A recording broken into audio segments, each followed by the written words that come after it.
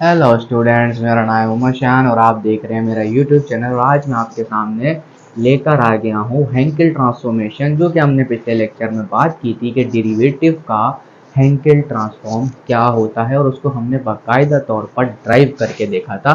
ये बात आप सब लोगों को मालूम होगी और अगर नहीं मालूम तो जाके मेरा पिछला लेक्चर देख लो।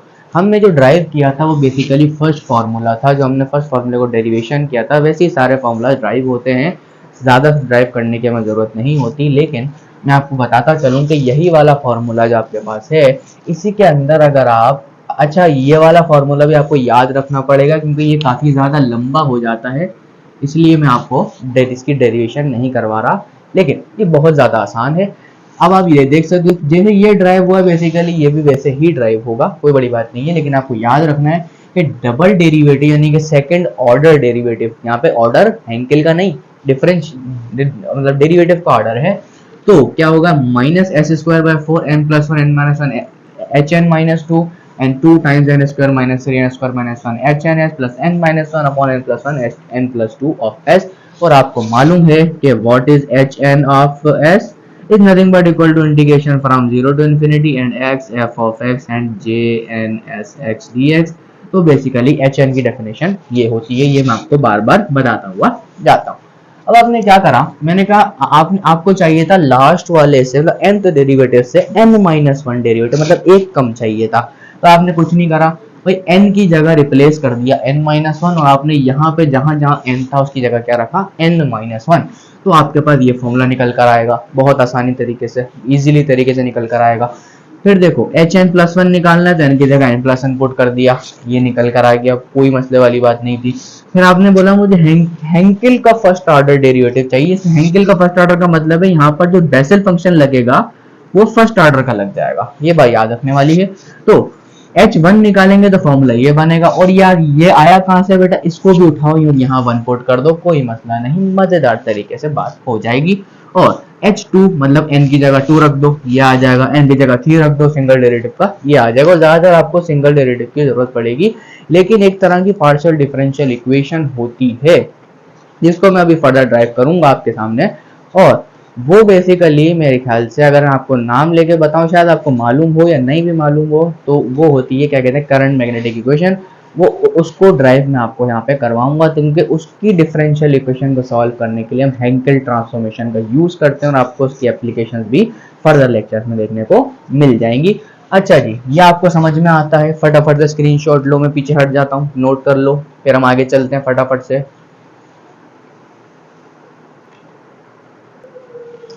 तो स्टूडेंट्स आइए बात करते हैं। अब हमारे पास एक डिफरेंशियल इक्वेशन आपको यहाँ नजर आ रही होगी, इसका हेंकेल ट्रांसफॉर्म हम ड्राइव करेंगे क्योंकि ये आपकी आने वाली एप्लीकेशंस में यूज होगा और इसी तरीके से आपका जो क्या कहते हैं एप्लीकेशन प्रॉब्लम है वो भी सॉल्व होते हैं। एक पर्टिकुलर और बेहतरीन चीज की एप्लीकेशन भी आप समझ सकते हो और इसका मैं आपको ड्राइव करके बताता हूँ, समझना बड़ा ही आसान है। अब यहाँ पर मैं इसका हेंकेल ट्रांसफॉर्मेशन निकालना चाहता हूँ फॉर nth ऑर्डर, तो आराम से निकलेगा बेटा। कैसे निकलेगा या फटाफट से देखते जाना। मैंने कहा सॉल्यूशन करता हूँ, मैंने कहा फाइंड करना है। तो अगर मैं आपसे बोलूं कि nth order of D square F over D X square का अगर मैं हेंकेल ट्रांसफॉर्म ओनली निकालना चाहूँ तो क्या होगा, तो बेटे कुछ नहीं होगा, आपको पता है इंटीग्रेशन फ्रॉम 0 टू इन्फिनिटी। बात सही कर रहा हूँ नहीं कर रहा हूँ, बिल्कुल सही कर रहे हो सर। हाँ, फिर आपके पास क्या आता है, ये आपका फंक्शन आ जाएगा जो भी है, फिर इसके बाद आपके पास क्या आता है x and J N S x आ जाता है और आगे कितना आ जाता है dx आ जाता है। अब इसका मतलब क्या है, मुझे इसके इंटीग्रेशन को सॉल्व करना है, तो मैं क्या करता हूँ, मैंने कहा कि इंटीग्रेशन सॉल्व करने के लिए बाय पार्ट्स का यूज करते हैं। और आपको बाय पार्ट्स में बताता चलूंगा, बाय पार्ट्स का फॉर्मूला अच्छे को याद होता है, वरना अब यहाँ सीखने नहीं आते, ये बहुत मुश्किल चीज है बाय पार्ट्स के सामने। तो वैसे तो बहुत आसान है, चलो ठीक है। अच्छा, मैं आपके सामने बताता हुआ चलूं कि मैं इस फंक्शन को मानता हूं v और इस फंक्शन को मानता हूं u, तो उम्मीद करता हूं समझ में आ रहा होगा। तो मैं u v के तौर पर इसका डिफरेंस क्या कहते हैं वो अपना फॉर्मूला बनाता हूं। मैंने कहा H N and D square F over D X square and is equal to nothing but, ये आपके सामने हो जाएगा x and J N S x and आपके पास फर्स्ट डेरिवेटिव हो जाएगा क्योंकि मैंने इसका इंटीग्रल लेना है। और ये आपके पास लिमिट आ जाएगी, कहाँ से कहाँ तक, 0 से लेकर infinity minus integration from 0 to infinity आगे चलना है। आगे चलने पे क्या होगा, जिसको आपने u माना था उसका डेरिवेटिव बकाएगा, इंटीग्रेशन करते हो नहीं करते हो, तो यहाँ पे कितना आ जाएगा आपके पास, जरा दिमाग से सोचना। फर्स्ट डेरिवेटिव ओके की हो गई, और आपके पास जो डेरिवेटिव निकलेगा वो किसका निकलेगा, x and J N S x, और यहाँ पर dx आ जाएगा। तो ये आपके पास इसका इंटीग्रेशन बाय पार्ट्स का फॉर्मूला बनता है। अब मैं आपसे बोलता हूं, अगर आपका x f of x tends करे 0 पर और x अप्रोच करे 0 पर या x अप्रोच करे इनफाइनाइट पर, और ये बात मैं अज्यूम करके चलता हूं जैसे कि मैंने पिछले वाले में करी थी, ये बात मैं क्या करके चलूंगा, अज्यूम करके चलूंगा ताकि मुझे दिक्कत ना हो। तो मैं यहाँ इन्फिनिटी पुट करूं जब भी 0, 0 पुट करूं जब भी 0, इसका मतलब साफ ये हुआ कि ये जो मेरे पास फंक्शन आएगा वो बेसिकली 0 के बराबर होगा। तो मैं बात करता हूं, मैंने कहा एच एन, मैंने कहा D square F over D X square is nothing but equal to negative of integration from 0 to infinity and D F by D X. अब मैं क्या करता हूँ, इसका डेरिवेटिव निकाल लेता हूँ। ऑब्वियसली सी बात है, प्रोडक्ट फार्मूला। क्या करूंगा बेटा, x का डेरिवेटिव 1 होता है तो उसका मतलब यहाँ पर क्या आएगा, जे एन एस एक्स, जैसा था वैसे ही आएगा, एंड पॉजिटिव एस एक्स आ जाएगा, और जे एन एस एक्स पर क्या आएगा, डेरिवेटिव आ जाएगा।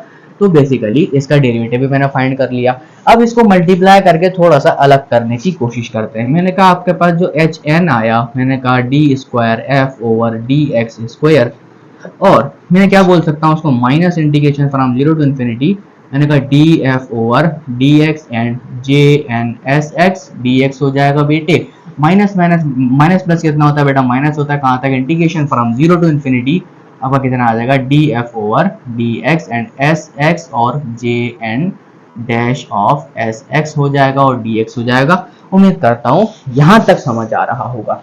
तो मैं थोड़ी देर के लिए मान के चलता हूँ ये 1 के बराबर है, और अब मैं अपनी डिफरेंशियल इक्वेशन को थोड़ा सा आगे बढ़ाता हूँ। मैंने यहाँ तक किया, अब मैं ये वाला फैक्टर को ऐड करता हूँ, देखते हैं क्या होता है। तो मैंने क्या किया, मैंने कहा एच एन की जगह मैंने बोला भाई D F square over D X square, तो मैं निकाल ही चुका हूँ। मैंने कहा इसके अंदर एक फैक्टर और ऐड कर देता हूँ, मैंने कहा 1 upon x and D F over D X. तो बेसिकली दिमाग से सोचा जाए तो इसका भी एक हैंकेल में मालूम करने की बोल रहा हूँ। तो हैंकेल मालूम करने का मकसद क्या है, इंटीग्रेशन फ्रॉम 0 टू इंफिनिटी। सही बोल रहा हूँ गलत बोल रहा हूँ सर? सही बोलते हो आप गलत बोलते ही नहीं हो, ठीक है। तो मैंने कहा बेटा D square F over D X square plus 1 over x and D F over D X हो जाएगा बेटा, और फार्मूले के मुताबिक जे एन एस एक्स आ जाएगा, और इसकी इंटीग्रेशन करनी पड़ेगी जो कि डी एक्स आ जाएगी। उम्मीद करता हूँ यहाँ तक भी समझ में आ रहा होगा। अब यहाँ पर गौर से देखो, फिर बताता चलूं कि x को अंदर मल्टीप्लाई करो, jn को अंदर मल्टीप्लाई करो, तो देखो बेटा क्या आता है। इसको मैं सेम चलाता हूँ, मैंने कहा इंटीग्रेशन फ्रॉम 0 टू इंफिनिटी, मैंने x को मल्टीप्लाई करूँ कितना का बेटा, x D square F over D X square, क्या आएगा, यही आएगा ना बेटे, और कुछ तो नहीं आने वाला। इसका मल्टीप्लाई करो, यहाँ कितना बचा बेटा, जे एन एस एक्स बचा, और जे एन एस एक्स बचा, और इसके बाद आपके पास क्या बच जाएगा, डी एक्स बचेगा, and again positive integration from 0 to infinity. देख चेक करते चलो, डिफरेंस इंफिनिटी, अगर x में यहाँ मल्टीप्लाई कर देता हूँ तो मतलब x x कैंसिल हो जाएगा, कितना बचेगा बेटा, D F over D x and x times J oh sorry x cancel हो चुका है, J N S x and D X बच जाएगा। तो चेक करो क्या कोई चीज ऐसी है जो आपको नजर आए, फटाफट से देख के बताओ, क्या कोई ऐसी चीज है जो आपको नजर आ रही हो, कोई ऐसी चीज जो आपको नजर आ रही हो। फिलहाल आप यहाँ तक लिखो, फिर मैं आगे चलता हूँ, जगह खत्म हो गई है, आप यहाँ तक समझो, फिर मैं फटाफट से आगे निकालता हूँ। उम्मीद करता हूँ स्क्रीनशॉट ले लिया होगा या लिख लिया होगा। हम आप आगे चलते हैं। तो मैंने कहा गौर से देखो, यहाँ तक तो हमने काम किया, और हमने क्या स्टार्टिंग इससे ली थी, बोलो हाँ कि ना, स्टार्टिंग इससे ली थी, हाँ कि ना, ली थी। ये लेने के बाद हमारा रिजल्ट कुछ, हमने इसको खोला था तो ये आया था ना, बोलो हाँ, हाँ बिल्कुल आया था। तो इसका रिजल्ट क्या बना था, ये भी और ये भी, इसके क्वेश्चन का नाम दिया था। क्या मैं इसकी जगह 2 रिजल्ट पुट कर दूं, बोलो कर दो सर, ठीक है बेटे कर देते हैं आपके कहने पर। मैंने कहा ठीक है भाई, ये होगा D square F by D X square and plus 1 by X and D F over D X is nothing but equal to, ये रिजल्ट में इसकी जगह पुट कर देता हूं तो बेटा क्या आएगा, negative integration from 0 to infinity and D F over D x and J N S x D x आ जाएगा, and negative integration from 0 to infinity, यहाँ पे कितना आएगा बेटा, D F by D x and s x and J N dash of S x आ जाएगा। तो आप देख सकते हो यहाँ पे कितना आएगा dx, और अब मैं आपके पास क्या टर्म बची पॉजिटिव में, integration from 0 to infinity df over dx and J N S X बची। क्या ऐसा ही बचा? बिल्कुल सर ऐसा ही बचा। तो बेटा देखो प्लस माइनस में कैंसिल हो सकती थी टर्म, मैंने कर दी। तो मतलब क्या हुआ, मैंने अपनी टर्म को कैंसिल करके मैंने एक अगेन जो है वो अपना रिजल्ट यहाँ पर ड्राइव किया। मैंने कहा D X square plus 1 by X and D F over D X is nothing but equal to minus, और ये वाला s को काम का नहीं है, बाहर निकाल देता हूँ, इंटीग्रेशन फ्रॉम 0 टू इन्फिनिटी।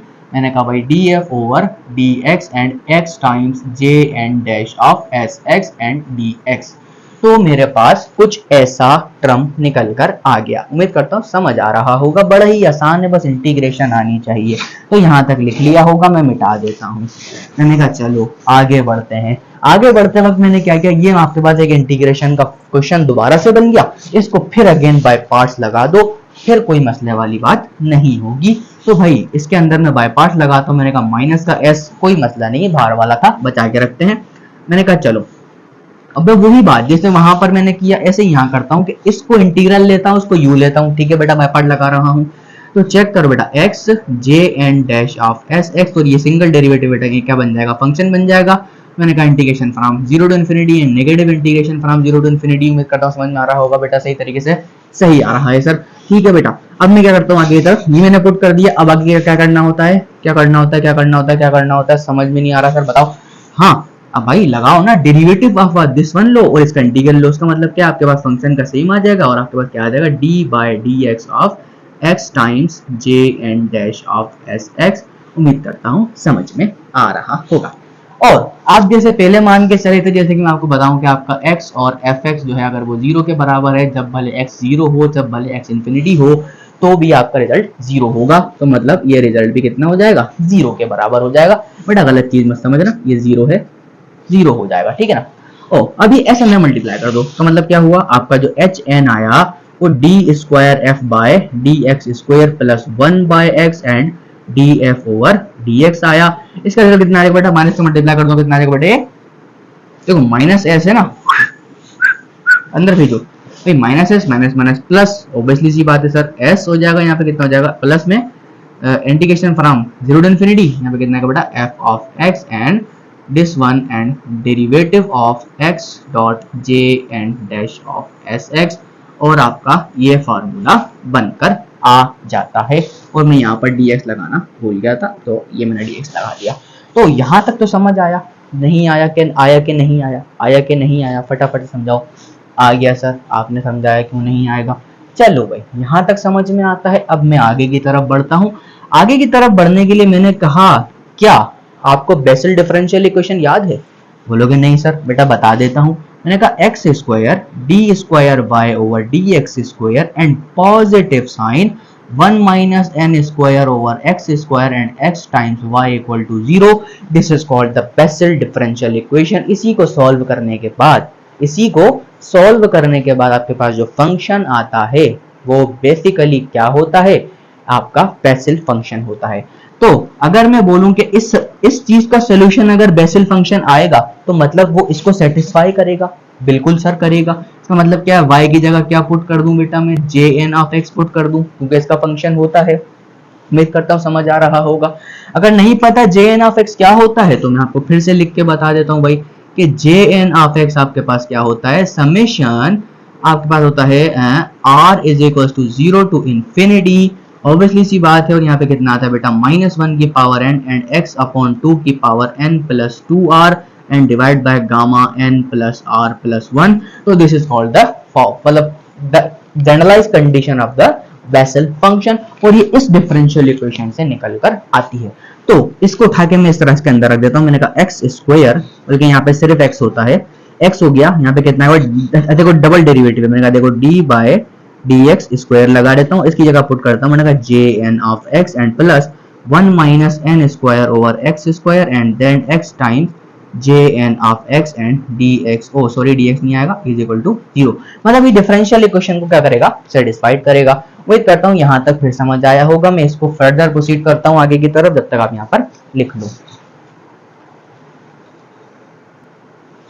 तो स्टूडेंट्स उम्मीद करता हूँ लिख लिया होगा। अब मैं आगे की तरफ बढ़ता हूँ। मैंने कहा यहाँ तक हम पहुंचे थे। मैंने कहा डिफरेंशियल इक्वेशन को आपने क्या करा, jn(x) इसमें डाल दिया। आपको मालूम है अगर ये बेसिक डिफरेंशियल इक्वेशन का सोल्यूशन है तो सेटिस्फाई तो करेगा ही करेगा। तो बेटा इसको उठा के मैं ऊपर लेके चलता हूँ। मैं कहा देखो डबल डेरिवेटिव है, क्या इसको एक डेरिवेटिव बाहर निकाल के लिख सकते हैं अकॉर्डिंग टू चेन रूल? हाँ बेटा लिख सकता हूँ। तो मैं एक काम करता हूँ, मैंने कहा ठीक है, मैंने कहा देखो फर्स्ट डेरिवेटिव में बाहर लिख देता हूँ, मैंने कहा सेकंड डेरिवेटिव में अंदर लिख देता हूँ, कोई मसला नहीं है। मैंने कहा ये कितना हो जाएगा आपके पास x टाइम्स jn(s)x, और उम्मीद करता हूँ समझ में आ रहा होगा। तो x के अंदर रख सकता हूँ ना भाई, 120 बार रख सकता हूँ। ओके हो गया। मतलब क्या होगा भाई, ये इसके बराबर हो जाएगा और माइनस इस पूरे को उठा के वहां लेके चलते हैं। मैं कहा देखो -1 minus n square over s square and x यहाँ पर ऐसी रहेगा और यहाँ पे क्या हो जाएगा jn(x) हो जाएगा और इक्वल टू 0 तो नहीं होगा क्योंकि इस साइड में वहां पर लेकर चला गया। अब आपने क्या करना है बेटा, s की जगह मतलब जहां जहां x है उसकी जगह क्या रिप्लेस कर देना है, sx रिप्लेस कर देना है, क्योंकि मैं जो फंक्शन चला रहा हूं वो sx की फॉर्म में होता है। तो जब आप इसको sx की फॉर्म में रिप्लेस करोगे, क्या करोगे, रिप्लेस करोगे तो क्या होगा। अच्छा यहाँ पर जो x है वो बाहर की तरफ था, सॉरी, और यहाँ पर जब आप उसका डेरिवेटिव कैलकुलेट कर लोगे तो आप इसको ऐसे भी लिख सकते हो बड़ी आसान तरीके से। मैंने कहा x आपके पास ऐसे ही रहेगा और ये आपके पास jn(x). मैं कहता हूँ समझ में आ गया होगा। अब मैं इस x की जगह s को रिप्लेस करता हूँ, रिजल्ट कितना आएगा बेटा 1/s and d/ds of xs and jn(s)x आ जाएगा और इज इक्वल टू माइनस का s स्क्वायर और यहाँ पे कितना था n square over s, x square था यहाँ पर, क्या करवा रहे हो, ठीक है, s स्क्वायर आ जाएगा, यहाँ पे कितना आएगा n square over x square और यहाँ पे कितना आ जाएगा बेटा x upon s square and jn(s) of x। जब आप इसको रिप्लेस करोगे तो कुछ ऐसी आपके पास कंडीशन निकल कर आएगी, तो देख लेना यही आएगी। मैंने सॉल्व कर दिया है। अब इस s को मैं ऊपर की तरफ भेज देता हूँ। मैंने कहा देखो डिफरेंशियल इक्वेशन का d/dx of xs and jn' of sx, मतलब ये बराबर आया, s को ऊपर फेंक दिया। मैंने कहा बेटा s square minus n square over x square and this one should be x upon s, क्योंकि एक s ऊपर जाने से कैंसिल हो गया और यहाँ पे कितना आएगा बेटा jn(s)x आपके पास बच जाएगा। अब मैं फौरी तौर पर आगे की तरफ मूव करता हूँ। मतलब ये जो आपके पास रिजल्ट आया वो क्या इसका आया, नहीं आया बेटा, बिल्कुल आया। तो आप देख सकते हो s तो यहाँ पे मतलब ऐसे ही रखा हुआ, x के रिस्पेक्ट में कांस्टेंट है, मतलब ये चीज यहाँ मिली आपको ये इस फार्मूले के सूरत में।